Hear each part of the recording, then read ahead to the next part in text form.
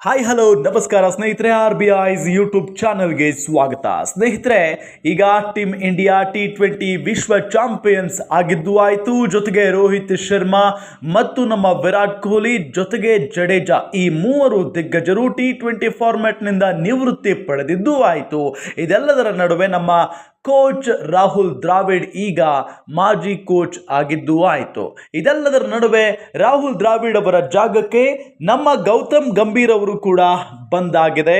ಅವರು ಇನ್ನು ಮುಂದೆ ಈ ಟೀಮ್ ಇಂಡಿಯಾವನ್ನ ಹೇಗೆ ಮುನ್ನಡೆಸ್ತಾರೆ ಅನ್ನೋ ಕುತೂಹಲವಂತೂ ಸಹಜವಾಗಿದ್ದೇ ಇದೆ.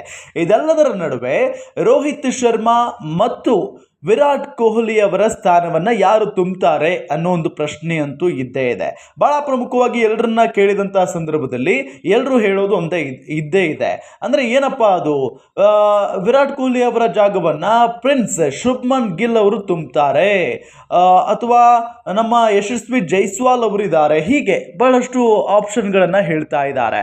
ಆದ್ರೆ ಎಲ್ಲ ಓಕೆ, ಆದ್ರೆ ವಿರಾಟ್ ಕೊಹ್ಲಿ ಅವರನ್ನ ಮೀರಿಸುವಂತ ಆಟಗಾರ ಟೀಮ್ ಇಂಡಿಯಾದಲ್ಲಿದ್ದಾರ, ಅದು ಸಾಧ್ಯನೇ ಇಲ್ಲ ಅಂತ ನಾನು ಹೇಳ್ತೀನಿ. ಆದರೆ ಅದು ಅವರವರ ಸಾಮರ್ಥ್ಯಕ್ಕೆ ಬಿಟ್ಟಿದ್ದು. ಆದರೆ ಈಗಿನ ಒಂದು ಪರಿಸ್ಥಿತಿಯನ್ನ ನೋಡಿದ್ರೆ ವಿರಾಟ್ ಕೊಹ್ಲಿ ಅವರ ಜಾಗವನ್ನ ತುಂಬುವುದು ಅಷ್ಟು ಸುಲಭ ಅಲ್ಲ. ಋತುರಾಜ್ ಗಾಯಕ್ವಾಡ್ ಅವರು ಕೂಡ ಒನ್ ಡೌನ್ ಆಡ್ತಾ ಇದ್ದಾರೆ. ಹಾಗಾಗಿ ಅವರು ಇನ್ನು ಮುಂದೆ ಅದೇ ಪ್ಲೇಸ್ ಅನ್ನ ಆಡಿದ್ರೆ ತುಂಬಾ ಚೆನ್ನಾಗಿರುತ್ತೆ ಅಂತ ಹೇಳಿ ಕೆಲವು ಫ್ಯಾನ್ಸ್ ಕೂಡ ಹೇಳ್ತಾ ಇದ್ದಾರೆ.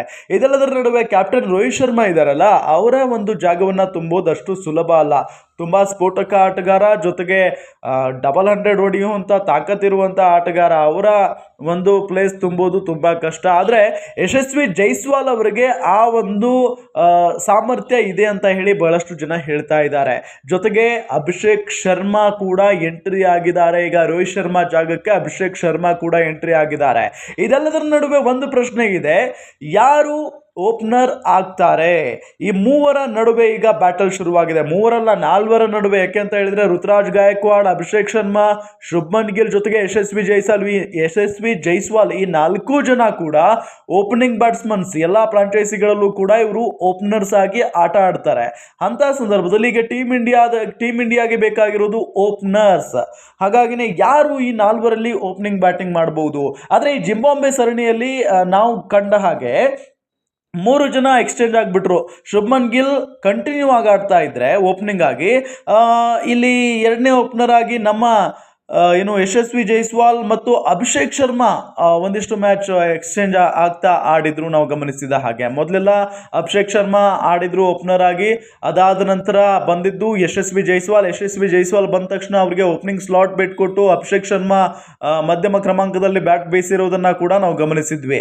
ಹಾಗಾಗಿನೇ ಯಾರು ಈ ಒಂದು ಫಾರ್ಮ್ಯಾಟ್ಗೆ T20 ಫಾರ್ಮ್ಯಾಟ್ ಮಾತ್ರ ಅಲ್ಲ, ಇಲ್ಲಿ ಒನ್ ಡೇ ಆಗಿರಬಹುದು, ಜೊತೆಗೆ ಟೆಸ್ಟ್ ಫಾರ್ಮ್ಯಾಟ್ ನಲ್ಲೂ ಕೂಡ ಓಪನರ್ಸ್ನ ಅಗತ್ಯ ಇದೆ. ಇನ್ನೆಷ್ಟು ದಿನಗಳ ಕಾಲ ವಿರಾಟ್ ಕೊಹ್ಲಿ ಮತ್ತು ರೋಹಿತ್ ಶರ್ಮಾ ಟೆಸ್ಟ್ ಆಡ್ತಾರೋ ಮತ್ತೆ ಒನ್ ಡೇ ಆಡ್ತಾರೋ ಗೊತ್ತಿಲ್ಲ. ಹಾಗಾಗಿ ಎಲ್ಲಾ ಫಾರ್ಮ್ಯಾಟ್ ಗಳನ್ನ ಗಮನದಲ್ಲಿಟ್ಟುಕೊಂಡು ಈಗ ಗಂಭೀರ್ ಅವರು ಚಿಂತನೆಯನ್ನ ಮಾಡ್ತಾ ಇದ್ದಾರೆ ಅನ್ನೋದು ಗೊತ್ತಾಗ್ತಾ ಇದೆ.